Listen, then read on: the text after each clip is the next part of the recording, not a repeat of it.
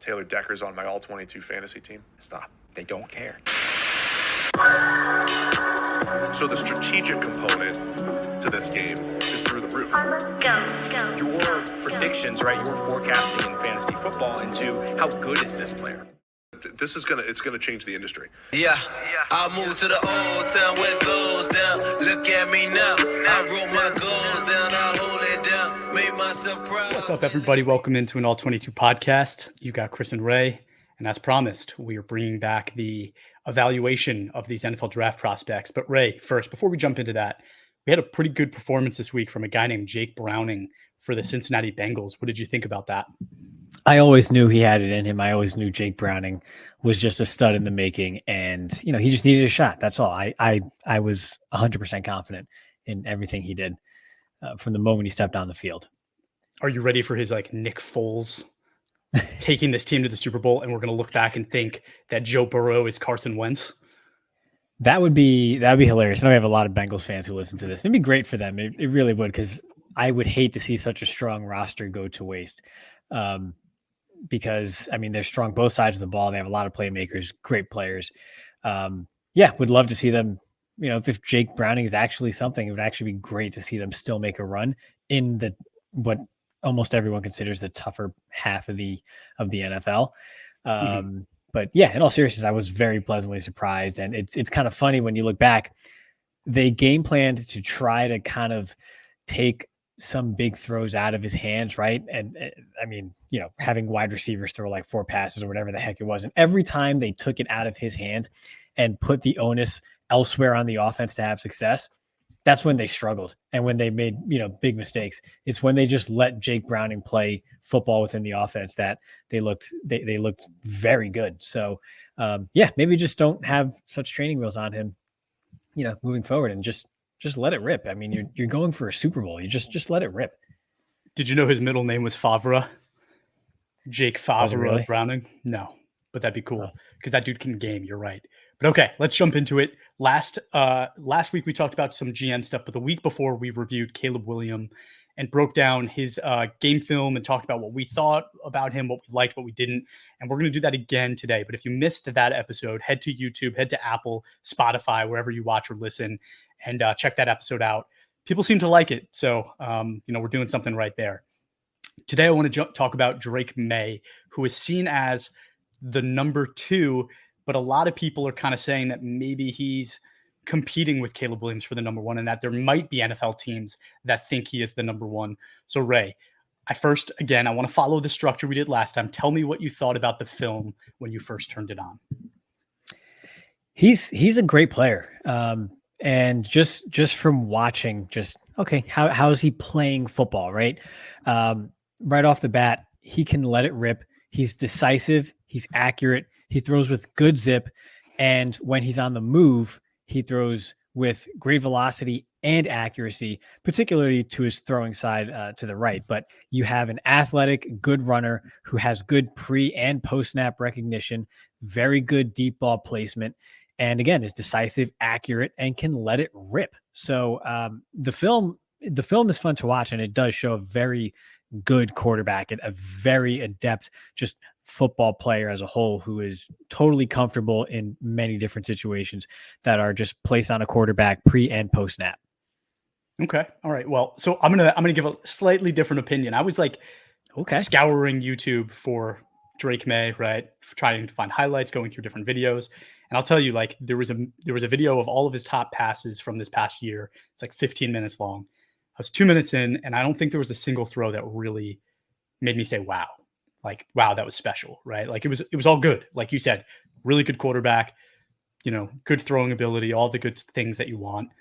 Nothing wowed me. So I was a little surprised by that. And I will say, going into this exercise, he is, from what I was hearing from the outside, a quarterback that I would like, right? He has the build. He's kind of, pocket passer, but, a little bit of running ability, strong arm, plays through structure. And I watched it, and I didn't see it as much as I thought I would. I will say he's not a Chris Lombardi quarterback. He's good. He's a really good quarterback. I don't think I ended up at a place where I'm like, wow, that's a guy that I really like. And there's only been a few of those in the last few years, right? Like CJ Stroud was that for me last year, where I turned on his tape. People were not that high on him, and I was like, wow, this is a really good quarterback. He's one of my guys. And there's been a few of those, Burrow being another one, right? And that's, some of them are obvious. But I liked a few things, right? So just like high level, right? He looked really good in rhythm. He looked like he played really well in structure. He did have a lot of time to throw on most plays that I saw, right? Like where he's making good plays, he has a lot of time to throw the football. I don't know if you noticed this, when you go through like the highlights again, you see like these like 50-yard passes that he throws, and that's why they're putting them on highlight tapes. But a lot of them were underthrown, where the receiver has to slow down to catch the ball, make a nice play. And you're saying to yourself, like in All-22, it's probably a negatively or average graded throw. Like it's not a big time throw. It's okay. So I thought that was interesting. And actually that part of his game reminded me a little bit of Tua. He has a way stronger arm, but Tua, you see like Tyreek Hill break down the field for these deep passes, and he always has to stop to catch it, right? Or he slows down and comes back and catches it. I saw a lot of that. I know the feeling, Tyreek. But then five plays later, I'll see him hit a guy further downfield perfectly in stride, right? So a little bit of inconsistency there. And then 3.5 minutes into this one video, I finally saw my first play that I was like, wow, that was pretty cool. And it was the play where he kind of scrambles out. He's getting pressure in his face, scrambles out left, and he has to throw the ball left-handed like 15 yards into the end zone for a touchdown. And like you see him like going like, that was my left hand. That was pretty cool.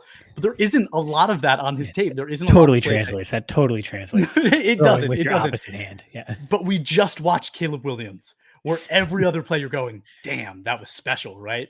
And I'm watching Drake Maye, and there wasn't a ton of that. And I think that's the first thing that jumped out to me when I watched the film. Yeah, we started from the very top, or at least what many people consider to be the very top of the heap there with Caleb Williams. And so I also, if we're going to go just right into it, you kind of came in spitting hot there. I did notice not a lot, but several underthrown deep passes as well. And in kind of, again, scouring and, I found a couple All-22 films sort of off the back of a truck. But a lot of that, some people that I've seen kind of attributed that to Maye either holding on to the ball too long and not seeing something right away, where I thought it was actually kind of the opposite. I thought sometimes his mind played faster than his feet. Or rather his feet played faster than his mind, because he has a bit of a propensity, I've noticed, to when his first read or first two reads aren't there, right? Depending on whether he's going half field or as opposed to deep to short or something. When he resets, he will just dart to the right. Even if the pocket is still relatively okay, he will try to escape to his throwing side. And it's almost not a panic per se, because he seems totally under control. His eyes are downfield. He's not frantic, but he sometimes invites some pressure that way. And one throw in particular, I believe it was against Minnesota. It was like a 60-yard pass down to the 2-yard line. It was a busted coverage. His first read was a go route one-on-one on the sideline to his left. And he kind of waited for that to develop. It wasn't there. And then when it came time for him to now sort of recalibrate and progress further, he darted to the right almost instinctively, and then realized, oh, look at this wide open guy downfield. I have time here, and then I'm going to make the throw. Whereas if he was a bit more sort of composed or in control in the pocket there and simply just went from 1 to 2 to 3, he could have stood in there, hit that deep post earlier, would have been in stride because he wouldn't have been at that point now rushing to just get the ball off, and had hit the receiver in stride for a touchdown. Ultimately, it didn't matter, right? I mean, it was down to the 2-yard line. It was still a big play because it was such a busted coverage. But it's not necessarily that he progressed slowly. It's that he has sometimes this sort of, his internal clock is almost like a 1/10 of a second too quick, which is normally, it's the opposite. It's the inverse when you're talking about quarterbacks going into the league. They need to speed up their clock. He needs to slow it down just a tad. And I think a lot of that was some of what I saw attributed to when there were deep throws downfield that weren't as great as they could have been or placed as well as they could have been, is because he was speeding things up just a bit. And that's why I noticed too, especially when he was throwing on the run and he had some of his best throws when he was rolling out to the sideline and then throwing, 25, 30 yards downfield.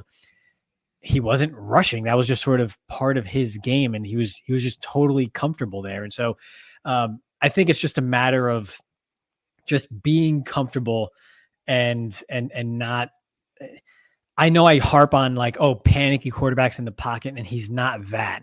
It's just he's just a tick too quick. And if he just reels that in slightly, I think you're going to see that deep ball accuracy be a bit more consistent. So I did go right for it, but it was like my first impression. What you just talked about was not my first impression, but I had the same notes. So I'm just gonna roll with it, right? So Yeah. I saw a lot of that like first read in rhythm throws looked great, but then it's when that's not open, what does he do? And a lot of times he does just kind of choose to take off and run.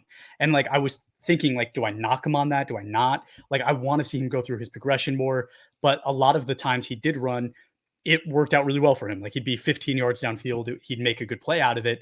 So like it's not necessarily a negative thing because maybe he's, like you said, he's processing really quick and he sees that there's an opportunity and he just takes it. But when I saw him actually sit and go through his progression, he did it well. Like he's capable of doing it. He just didn't do it enough for my liking, right? Like I don't want to see you go first read run because that's very college. Like doesn't work as well in the NFL.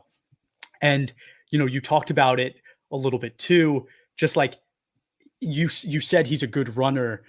I think he's a good college runner. I don't think he's a good NFL runner. Like I think that it's interesting, like his pocket presence, his feet, he's solid, he's rhythmic on designed plays, but like his drop back seemed to me like a little bit almost like robotic. Like it's almost like he's not like heavy footed, but it's like, it's just not smooth. It's not athletic. Like he is an athlete, obviously, but like it didn't come off as like this super athletic guy. Like it looked a little robotic to me. I think he needs to play a little lighter on his feet. Just a little bit with like a little bit more swag. Like, I don't know if he has that to his game. But it was better than expected in terms of like kind of what he brings to the table. Like thinking that that's a value add of his game is this like, okay, take off and run. And he's really good at noticing when he should do it. It's probably a positive thing, but I'd like to see him play a little looser, kind of to your point, a little more relaxed. I think that would be beneficial to him. But then just kind of taking this back to the throwing aspect of his game, right? The most important things about his arm, right? Last week I talked about Caleb Williams having that like little flick of the wrist throw. I don't think he has that at all. I think he's more of a wind-up quarterback, although I don't think it's a wind-up like DTR last year where it's going to be problematic. It is a little Justin Herbert-y. Like I kept hearing those comps to his game. I don't think it's a good reflection of a lot of his game, but from a throwing motion standpoint, I do see it. And obviously Justin Herbert worked out to be a great quarterback so far. So that's a positive thing. There was a really nice play against North Carolina State, where he scrambles left and throws a very, very accurate ball across his body into the end zone. Like there are things that he does that, like, again, like they do jump out and you're like, wow, that was a great play. Like he did a really nice job on that. It just isn't abundant, right? He doesn't always play loose. The arm strength, right? It's there, but it's inconsistent, right? I think it's probably, to your point, it's something that can be fixed with timing. It could probably be fixed with, I saw sometimes he's throwing off his back foot. I think it's kind of probably a mixture of those two things. It's something that's very fixable at the next level. Like that didn't concern me at all. I think his deep ball will be fine. I think touch, he does play with touch on his arm. He underthrows some of those passes, right? But he also can show that he could zip a ball in between three defenders when he needs to. So like, again, like the things that you want to see, the fundamental things are all there. It just wasn't as consistent as a guy like Stroud last year. So that definitely stood out to me. Okay, let me take a break. What do you think of like his arm? Yeah, I thought the arm was good, not great. It's an NFL arm, but it's not Caleb Williams. It's not Matthew Stafford. It's not a howitzer, and that's perfectly fine because it's not something that's going to hurt him in any way on Sundays. It's just not the wow arm that some people just, when they see 6'4", 230, they immediately think, oh, this guy's got to have a cannon, like, Will Levis. Like, no, he doesn't. He's not going to throw a fastball like Will Levis.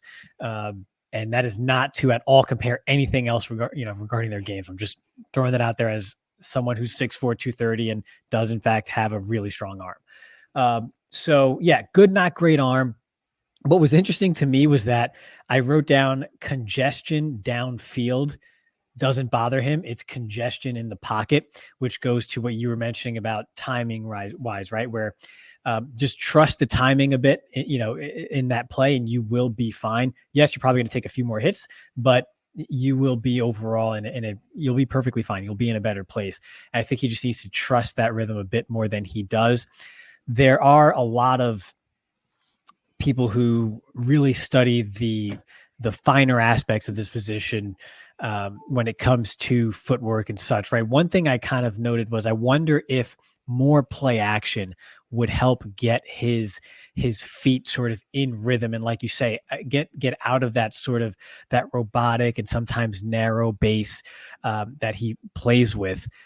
This guy did not work out in the pros, obviously, but that is something I noticed with Christian Hackenberg when he was in college, for example, was that sometimes just running play action just so that his feet could get moving and in motion and in rhythm just made the timing of everything so much smoother, and just he played at a much better pace as a result. I do wonder if that's something that could maybe help Drake Maye in this instance as well. Because like we said, it's not something bad, right? But you do kind of see it's when he's in shotgun and he's kind of going through those progression and he's left to his own volition, so to speak, right? Where he's like, man, I've been here quite a while. It's time to go. And no, you don't. You're fine. You take it easy. You can stand in there, deliver the ball. I wrote down, I think to sum that up, needs to get more comfortable stepping up into the face of pressure as opposed to stepping out of the pocket in the face of pressure, because the rush lanes in the NFL, those rushers are much more disciplined when it comes to that. So you're not always going to have those escape routes that you do in the ACC, when you're playing against the Baltimore Ravens or something in the middle of November. So I think that's the main thing. A lot of it, I think what you were getting at is he doesn't have the insane wow tools that just absolutely blow you away, but they're perfectly fine and probably better than fine. They're good. But it's more so some of the finer aspects of the position that he has to clean up, starting from the ground up, literally, from just a bit more consistent with his footwork and such, that can really sort of bring all of that together. Because what we see now is mostly good, some very good, but then you see some of those just inconsistencies or some missed plays that could be there as a result of some of that just inconsistency down to down when it comes to his footwork and mechanics. Exactly. And I don't see him as a game manager at all, right? Like that's not the kind of quarterback I see in him.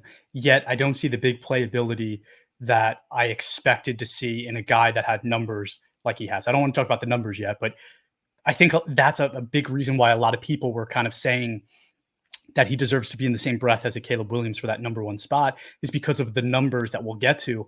But when I watched the film, I don't think it added up the same way. And, I wanted to see a lot more from him in terms of kind of maturity and what he was doing, because that's kind of what I was hearing is this is like a very mature guy that's going to step in and just be like automatic, a really strong arm, like a rocket of an arm. And like I just didn't see any of that. I think what I saw is a guy that's capable of all of those things. And it's funny because like Justin Herbert 4 years ago, right? Like again, I don't think they're really that comparable, but that's what I keep hearing, so I'm just going to go with it. Like he stayed in school for his fourth year when he could have come out in his third and been the number one overall pick. I think it says a lot about what Justin was as kind of like knowing what he needed to improve on so that he could be the best NFL player that he could be. I'm going to just kind of go out on a limb here and say something that a lot of people probably would say it's stupid because he's going to go second overall and make a ton of money. But like, if this kid stayed in school, I think a lot of those things, right? Like the timing, throwing accurately with his deep ball, playing in structure more, like those are all the things that come with experience, right? Like those are things that take time to develop.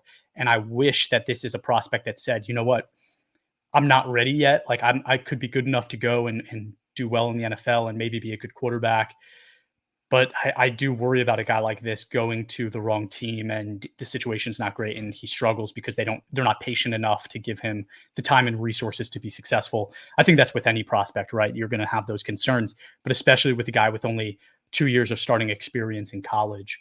One other thing I saw in film that I thought was kind of cool, he definitely has this little bit of quiet confidence to him where, after some of those big runs when he's sliding and he makes a smart play, he has a little bit of flash where he'll point for the first down and do things like that. Like you could almost see he's like the kid in class, in gym class that is really good in science and really good in math. And you think he's not that athletic. And then he shows up and it's like, oh shoot, he just hit 2 home runs in wiffle ball. It's like, all right, no, this kid can game. And he kind of does the shush around the bases because he knows he's good, but nobody else thinks it.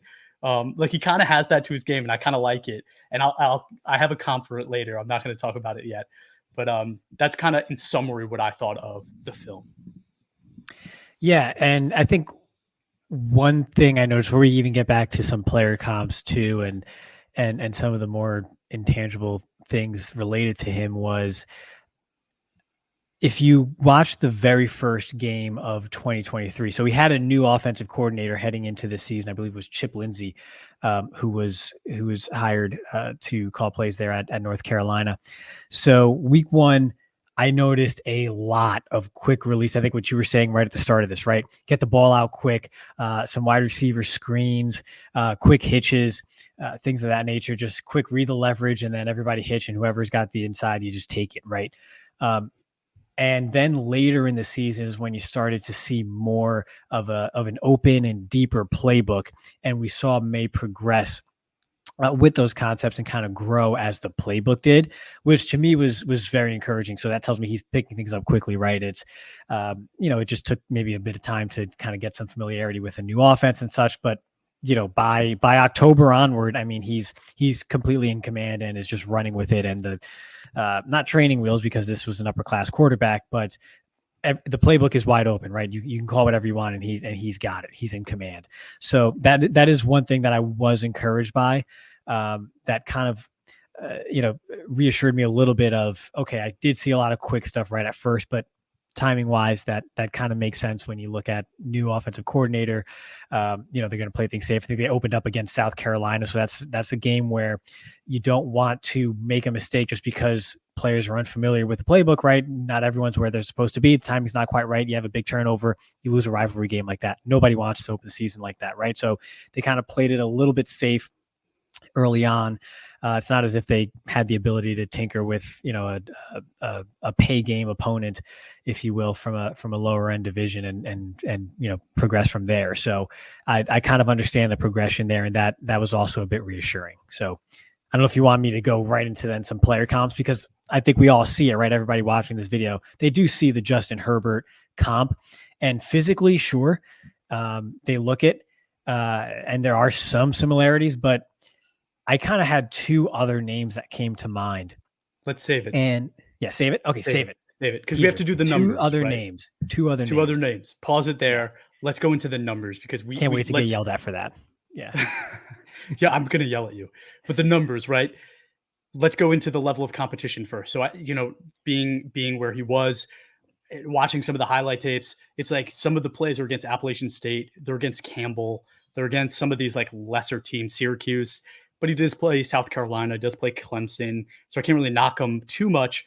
But I would say that I think some of his success, right, this year, those weren't really the best teams. I think that the level of competition this year was a little below average for talking about the top prospect and how well he did with the numbers. But again, people were excited about him. And I think making a lot of the comps, making a lot of the conversation against Caleb Williams because of the numbers. He was number 1 in big time throw rate with 34, which is insane.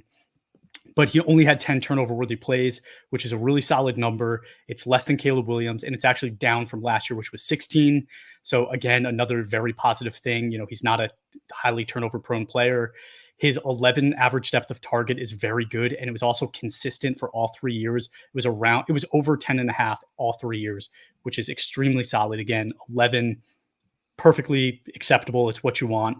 And then his time to throw, 2.79. That's what you were talking about before watching the film. You see him try to get the ball out of his hand really fast. He's hitting his first read a lot. There's some screenplays in there.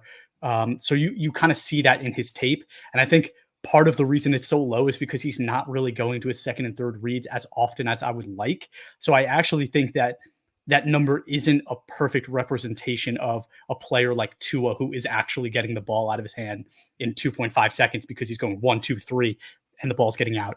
I don't know if that's really the strength that that number suggests. Then pressure to sack rate 20%, which is actually very high. So you kind of talked about that, right? His panic button. It's not necessarily panic, but he should be stepping into the pocket, not necessarily trying to escape into pressure and getting himself into a bad situation. Hopefully that's something that, again, NFL coaching will be able to get out of him, but it's something that with experience in college would have probably been fixed by itself. And then the other thing, just 2-year starter. So those are the numbers. Anything that you want to add before we jump into some of the people aspects of his game and player comps? Those all check out. Nothing really there surprised me or jumps out. I think a lot of that is where, as you hear the Christmas carol behind me, the clock. I don't know, it's the top of the hour. Just enjoy the vibes. I think a lot of people see that, right? Okay, not as many turnover-worthy type throws, still a lot of big-time throws, and by and large, the ball is out quickly. So this is someone who is quote-unquote safer than a Caleb Williams. And so if that is the takeaway, and if you're looking at it through that lens, the numbers do tend to, in my opinion, lie just a bit, because when you do dig deeper, I do think processing wise, I think Caleb Williams is the quicker processor. At first blush, he doesn't seem it, but when you study, he is actually the more composed player and is actually less prone to immediately hitting the escape button and trying to make something happen. He gets through all four, if you will, before turning on hero mode. Whereas Drake Maye almost has this subtle instinct to, okay, 1, 2, okay, time to make something happen. And then if, there is something downfield a little bit, or there's something available to me, now I'll reset and throw. Because again, his feet move a little bit faster than his eyes sometimes, and that's what kind of gets him into a little bit of trouble. So if you're just looking at the numbers and kind of taking away from that, still high upside, but lower risk type of player from Drake Maye, then they are being a little bit deceptive. Yeah, for sure. Okay, give me your comps. I'm ready for them. So the first comp, and it was, I can't take full credit for it because he said this before the start of the season, actually, but Daniel Jeremiah said Carson Palmer. And to me, I said that makes sense from the waist up. I think he's a little more nimble than Carson was as an athlete and such. And so I get that from the Carson standpoint. I think Carson Palmer, I think, had a stronger arm than people even give him credit for. I think he had a very strong arm, and Maye might be a little touch behind that, but still by and large fine. I kind of like the comparison physically there. And then also, this is the one that people will freak out about, but I kind of saw a young Alex Smith, like just this nimble player who is fine making things happen with his feet, good size, can move around, sometimes tries to escape too quickly, but is by and large successful when he does kind of turn on his mobility mode and try to make something happen with his legs, and is still a pretty solid processor by and large, just speaking overall.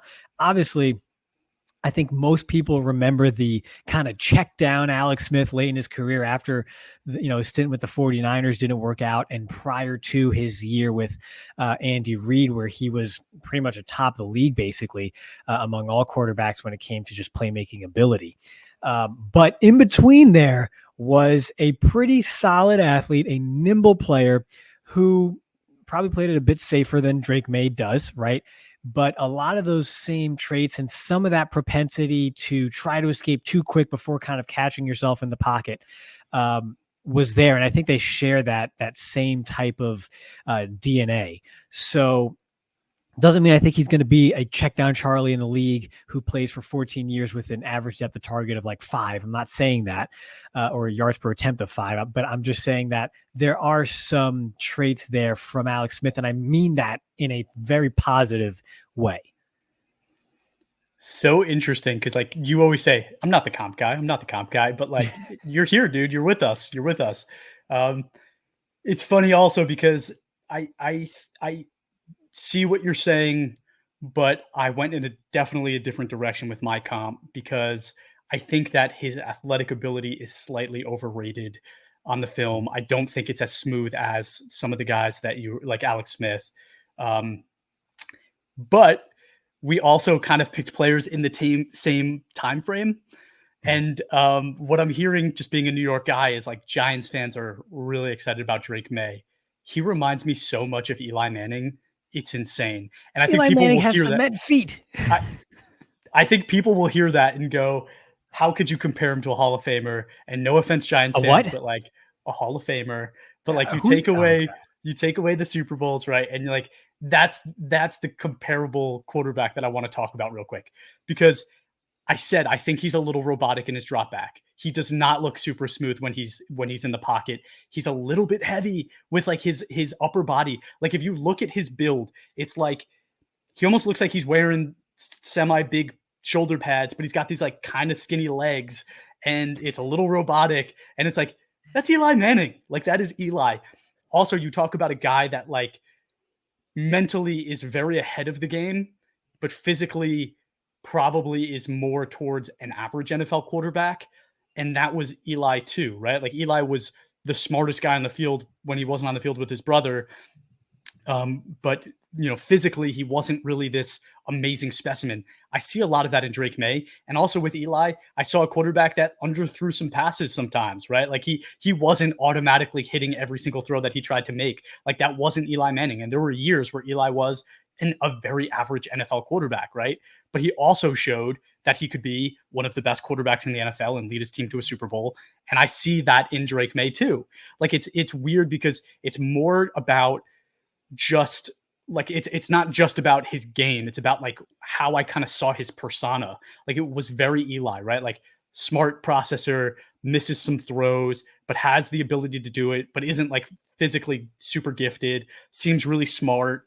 The way he kind of lumbers through certain things, but is like athletic at the same time and will like sneakily scramble, but then also has this weird confidence about him where he'll like show off a little bit. And it's like all of those things to me, like, are like, wow, that was Eli Manning from 10 years ago. So it was like, it's a comp that I didn't expect myself to make, but it made it very obvious to me why a lot of Giants fans probably subconsciously like Drake Maye, because they watch him and they go like, a lot of those things are very Eli Manning.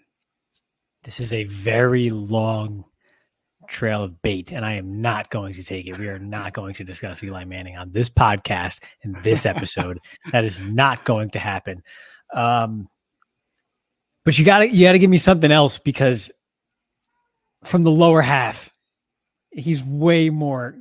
Even if you think he's slightly robotic, you gotta much more of an athlete than Eli Manning. You got to compare it to the times, right? Like, yes, Eli was never like a mobile quarterback, but like Drake Maye in today's NFL, is he a mobile quarterback in today's NFL compared to the other guys out there? Sure. What would he be, the 20th most athletic quarterback out there? Eli was probably 25th, right? No, like, he was like, not. No, he was at the not. time. Eli was like at the 64th, and that's only because like two teams carried 3, and one of them was Drew Bledsoe or something. You got to talk about the 32 starters, right? Like that's what I'm talking about. Anyway, I see a lot of things there, but yeah, you could bash Eli if you want to. I'm not going to do it because I like Eli. But do what you need to do. I like him too. I always watch ESPN2 broadcasts of Monday Night Football instead because it's great. But yeah, we're not doing that here. We're not doing that here. I think big picture, I get what you're saying. I get what you're saying, and a lot of that makes sense. But that's not Eli. And I'm not going any further into that. I like it better than your Alex Smith comp. That one wasn't great. I got the Carson Palmer one. I was like, all right, Carson Palmer. But I think Carson Palmer was a better deep ball thrower. And that's kind of why I shied away from that. Like Eli, I saw inconsistency in Eli. Palmer was a little bit more of a sure thing.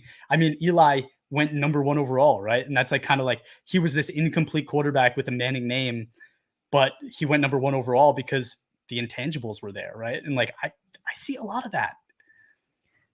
His last name was Manning. To your point about eras, I do think part of that is when it comes to Carson Palmer being a better deep ball player, it's because it wasn't quite as open as it is now. And I think when you not rein in, because that's the wrong language, and that has very, at least in my opinion, negative connotations when it comes to a young quarterback prospect. But when you kind of hone in rather on some of that in the pocket ability for Drake Maye and the timing, I think that can unlock similar deep ball ability to someone like a Carson Palmer.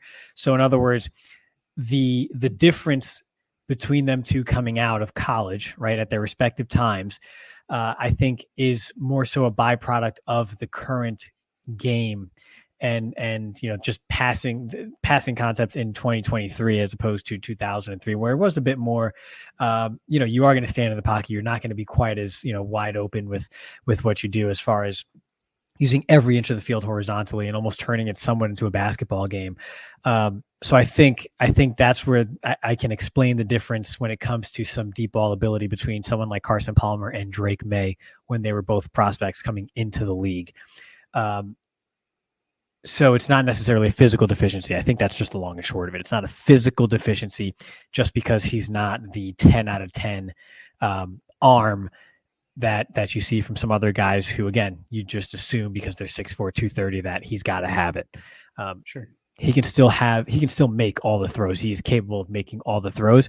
It's just that he has to be a bit more in rhythm than someone like a Caleb Williams when it comes to making those downfield throws, because he doesn't have that flick of the wrist and it's flying out of the hand as if we're in Denver and, with the thin air where the ball just kind of flies, right? He has to put a bit more behind it, but not in the sense of some of the average or weaker armed quarterbacks in the league. I don't want people to take that away from this. We're doing this more so as a comparison to someone like Caleb and some of the stronger armed guys in the league. Agreed. And I guess like the other thing we should talk about really quick, because like when I see a quarterback like this is not a Mike McDaniel's quarterback. This isn't this guy's not going to be thrown into one of these like modern NFL offenses and just have like this instant success where, he's playing in this awesome system and he's going to make it look great. To me, he's more of that like traditional quarterback. Like it's weird that we both went like early 2000s quarterbacks, because like I see that in his game, and that's kind of the offense I see him playing in, more of like a traditional NFL offense and having success there. But I will say in those offenses too, there's some bad years and there's some good years, right? Like you have like, and again, it's kind of like that Eli Manning thing. It's like there are years where he's going to put it together and be one of the top quarterbacks in the NFL. But I think on the average, I don't see that with him. And I guess like in summary too, for me, like this isn't more of a quarterback to me where I'm saying, I don't think he's a lock to be a great NFL football player. I think he's a lock to be average to slightly above average. And with that, like, I don't know if I'm going to watch the other guys in this draft and say Drake Maye is definitely number 2. And I expected to say he's competing for number 1. And I don't know because I haven't seen the other guys yet. I haven't really studied them. But like, I don't expect me at the end of the day to be like, this is a surefire lock for the number 2 quarterback in this draft. Or at least he shouldn't be.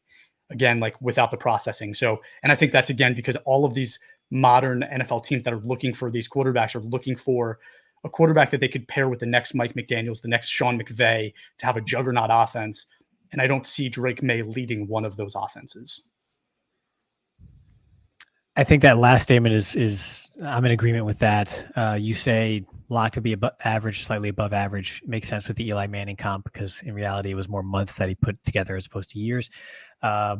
So I'm a little bit more optimistic on his take in the NFL, or his future prospects in the NFL rather, than that, because I think maybe you look around the league, maybe the NFL needs a little bit more 2006 style quarterbacks in the game, because right now you look around, there's some poor quarterback play going on. So, maybe he's a bit of a throwback in that regard. I do think one thing too is this is a variable that I always maybe struggle the most with when it comes to putting a bow on these quarterback evaluations, right? Is the offense that they were in college, and how much did that hold them back? I tend to get a bit more comfortable with that year after year after year, right? But one of the reasons I wasn't sold on Justin Herbert coming in hindsight was because that offense just did him absolutely no favors when he was at Oregon, and it held him back. And so when studying that, I was like, what do I do with this? This is absolutely not. Why was everyone talking about this guy as the number one guy? No brainer heading into this past season. It just wasn't there on tape. It wasn't. And then kind of looking back, it was that offense. And so one thing to always kind of consider in the back of my mind is how much of that is the case with someone like Drake Maye or any of these quarterbacks that we're evaluating, right? And when they are in a pro system, we talk about all the other factors that go into their success.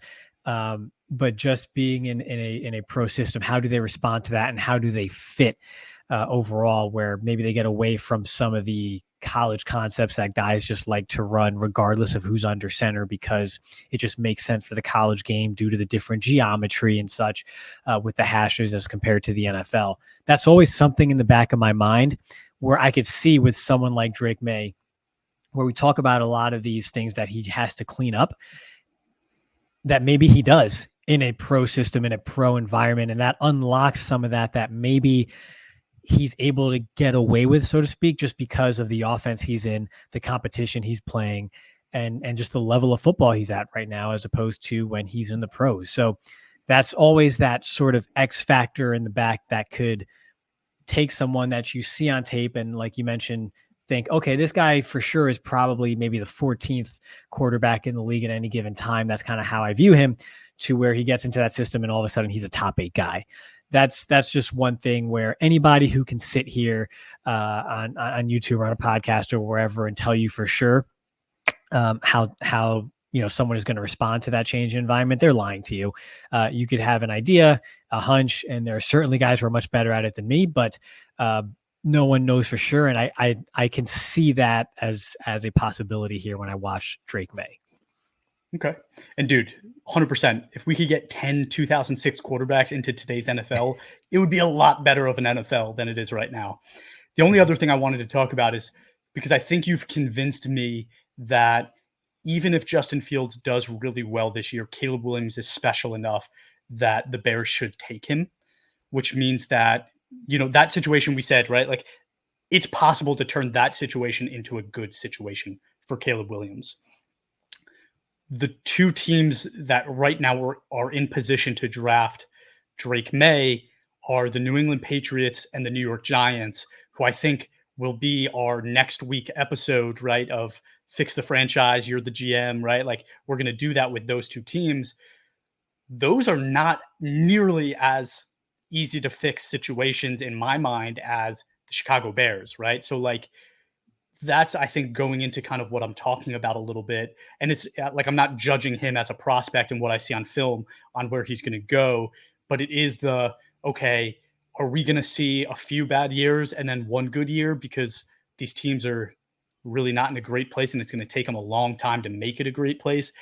I don't necessarily know if I feel that way about the Giants, but there are things that are going to stop him from being successful immediately on the Giants. So I think that goes into it, and something we probably need to discuss, whether we do that now or on the next podcast. I could go either way, but what do you think about that? One thing I will say that is in each of those teams' favor that's not in the Bears as of right now is that I trust the coaches. And I'm not talking about Bill Belichick, as a matter of fact. I'm talking about Bill O'Brien, and you could say whatever the hell you want. Bill O'Brien is good with quarterbacks. And so I trust someone like that who has a system and plan in place. Those are the two key words we mentioned during the or the Bears episode, rather, that are of utmost importance when you're looking for your franchise quarterback, right? Is a system and a plan. And I think for both Dable and at least offensively with Bill O'Brien, we'll see if he's still even there. I think that's in place right now in both of those organizations. They have a ton of other problems that really need to be resolved, and they're pretty deep problems that we're not sure could get done in an offseason, right? But they at least have that going for them as we sit here today. We'll see how things shake out, but we could probably discuss that more on the next episode and leave that as a bit of a teaser. But at least they have that going for them. They have step one right now. Belichick retires or something, then who knows? The whole thing changes, right? But as of today, they at least have a coach and a plan in place for any quarterback that steps into that situation. So I'm thinking you're saying the same thing about the Giants and Brian Dable. Yeah, exactly. 100%. I don't think they would get rid of him. I mean, he made the playoffs last year with honestly a terrible roster. Him and Saquon should have, they should have, I don't know what awards you can get for just, carrying someone on your back, but like they should have gotten that in 2022. So I think that goes for both the New England and for the New York Giants when it comes to plan and system in place. Cool. All right. Let's leave that as the teaser then. We'll talk about that next week. But thank you everyone for tuning in. If you haven't yet, give us a follow give us a follow on Twitter, Instagram, Facebook, and TikTok at all22_PFF, and leave us a review wherever you watch or listen to your podcasts. And thanks for tuning in. Go.